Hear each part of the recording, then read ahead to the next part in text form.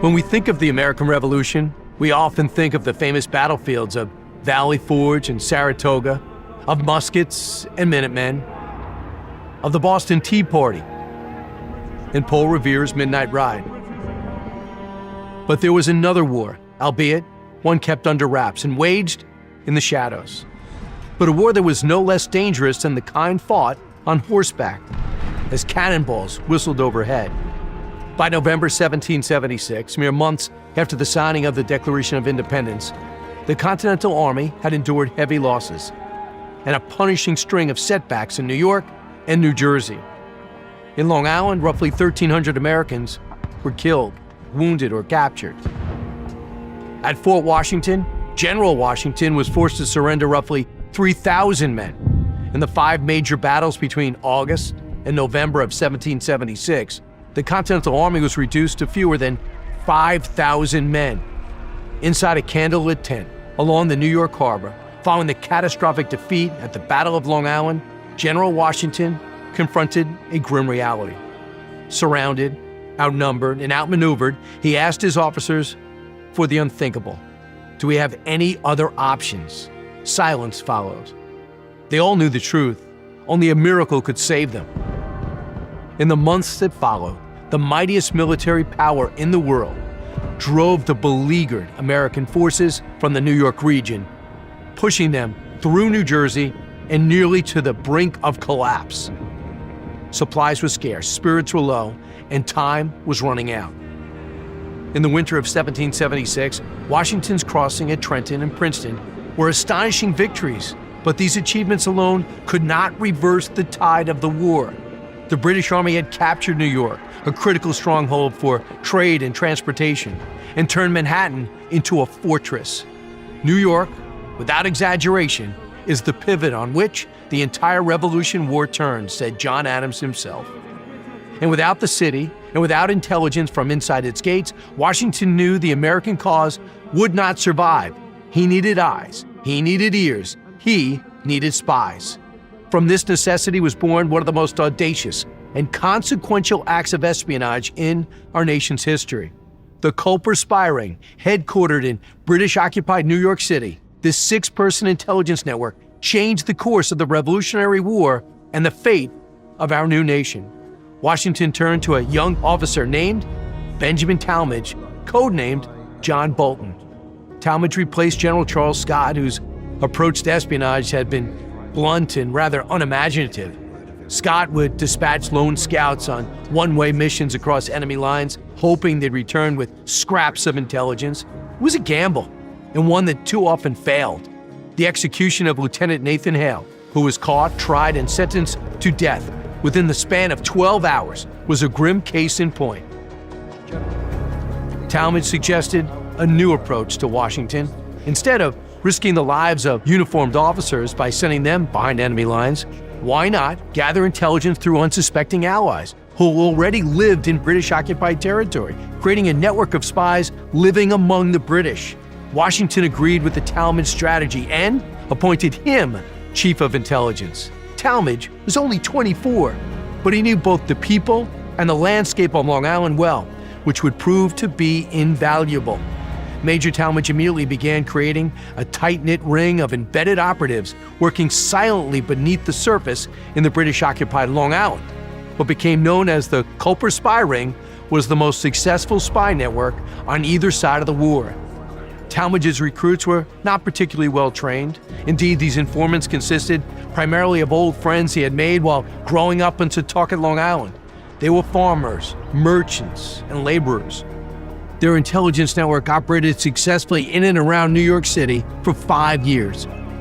No spy's true identity was revealed, not to General Washington, not even amongst one another. There was Abraham Woodhull, a young New York farmer, who ferried messages under the name Samuel Culper Sr. His counterpart, Samuel Culper Jr., was Robert Townsend, who wrote for a loyalist newspaper while secretly reporting to Washington. Austin Rowe, a tavern keeper, carried messages hidden in saddlebags. Caleb Brewster, a defiant seaman, rowed across the Long Island Sound to deliver intelligence to the commander-in-chief himself. Among the company of double agents, there was also a woman, her identity still unknown, codenamed Agent 355, a lady shrouded in mystery. She seduced secrets from the lips of British soldiers. According to speculations, it was Agent 355 who relayed the critical information that ultimately exposed the treasonous actions of Benedict Arnold. Lastly, there was James Rivington. When the early sparks of the revolution ignited into open war in 1775, Rivington found himself squarely in the crosshairs. His New York print shop, once a hub of Loyalist literature, was ransacked, torched by the Sons of Liberty. Fearing for his safety, Rivington fled to England. But exile didn't last. By 1777, he was back in New York, quietly reopening his business. This time just steps from the dry goods store of a discreet patriot named Robert Townsend. Something had changed after Rivington's return, whether it was a genuine conversion, a practical play for profit, or frustration with the Crown censorship, especially its muzzling of Rivington's attempt to criticize General Howe, remains uncertain. What is clear, however, is that sometime in late 1778, the once loyal English-born printer began to operate under the noses of British officers, feeding sensitive communications to the Culper's spy ring. Now, to the world, Rivington was a first-rate loyalist, owner of one of New York's most prominent coffee houses, editor of the Royal Gazette, and personal printer to the King's most excellent majesty. The Gazette famously published biting satire against the American cause. His coffee house, nestled in the heart of British-occupied New York, became a veritable nest of loose-lipped British officers. Rivington's outward loyalty to the British made him the perfect spy. No one suspected the outspoken Tory to slip coded messages inside book bindings and pass them along to Robert Townsend. To protect the ring of spies, he commanded, Major Talmadge crafted a system of extraordinary precision, and given that names were too traceable, assigned each of his spies a code number in their encrypted communications. In total, 763 numerical identities were created, each site for protecting a patriot. Rivington was 726 in the Culper Code Book. Only once secrecy was no longer needed did it become public knowledge that this apparent traitor to America had in fact been one of its fiercest defenders. Information flowed from New York City northward to General Washington's camp in New Windsor, threading its way through miles of British-controlled territory. The operation began with Austin Roe, who would make the long ride from Long Island into Manhattan under the guise of routine business. There, in the quiet of Townsend's shop, Roe would place an innocuous order, one encoded with Washington's prearranged phrases, which Townsend had received via courier from headquarters. The request, signed by Talmadge under his alias John Bolton, triggered the next phase. Roe concealed the dispatches by folding them among the merchandise. Anna Strong, a local, would hang a black petticoat on her clothesline, visible for the Long Island Sound to alert Caleb Brewster, the Continental Army's boatman. The series of handkerchiefs indicated the precise cove where Brewster could land under cover of night. Brewster would then ferry the intelligence across the Sound and into the hands of Talmadge. The process spanned 2 weeks, from beginning to end. Through painstaking observation, the Culper spies uncovered a devastating British scheme of economic sabotage. Thousands of forged Continental dollars were being printed in New York and smuggled across enemy lines. The British were deliberately devaluing American currency, aiming to wreck the fragile economy of the nascent republic. Washington responded swiftly, shutting down the counterfeit circulation routes and launching efforts to stabilize the currency. It was an invisible victory, but without it, the revolution may well have buckled under the weight of economic ruin. But that was only the start of the Culper spies' successful espionage. In 1778, the Culper spy ring obtained the British Naval Code Book and delivered it to French Admiral d'Estaing. With the vital intelligence, the French were able to anticipate British naval movements in American waters, enabling d'Estaing's fleet to evade traps, strike more effectively, and secure critical victories at sea, culminating in naval dominance that helped corner British forces at Yorktown.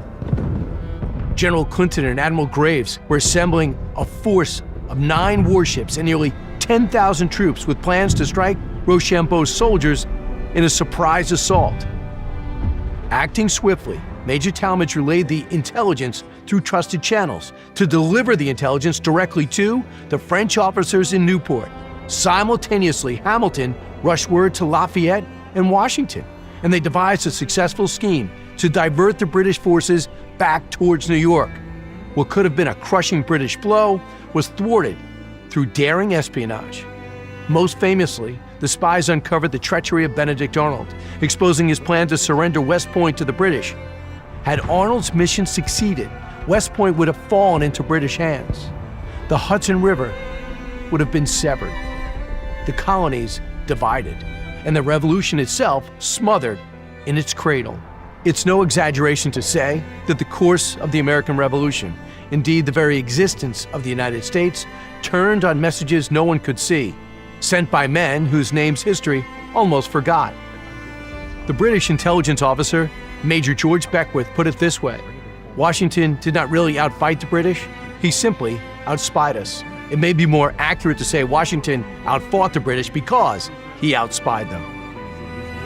The heroes of the Culper spy ring operated undercover, without recognition, without reward, and at immense personal risk. When the war ended, they sought no fanfare for their covert acts of courage. Indeed, several of their identities were not confirmed for nearly 2 centuries. It is tempting to read history as the dramatic tale of generals and statesmen presiding over events of grand significance, as the forces of destiny itself seem to bend according to their will.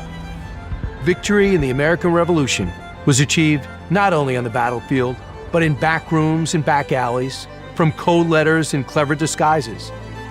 The heroes of the Culper Ring did not seek glory, they sought freedom. Their courage reminds us that the fate of a nation can hinge on the quiet work of brave men and brave women who may forever remain unseen, unheralded, and unnamed. Today, we remember and honor their quiet courage and their willingness to risk their lives for this new nation. Their stories and names will not be forgotten. 大家好，我是主播周玉琴。很多的朋友告诉我们，选择原版的太阳星全效克菲尔益生菌，它添加有羽衣甘蓝，健康再加分。而有睡眠困扰的朋友们，赶快选择蓝色包装这一款晚安加强版，绝对是更有感。每日克菲尔，时刻美好 ，Good Feel Good， 请上快点购为健康下单，而且要记得输入推荐代码，有额外的折扣优惠。太阳星全效克菲尔益生菌基础版、晚安加强版，新包装改版，内容不变，抽取更方便。要吃就吃最好的。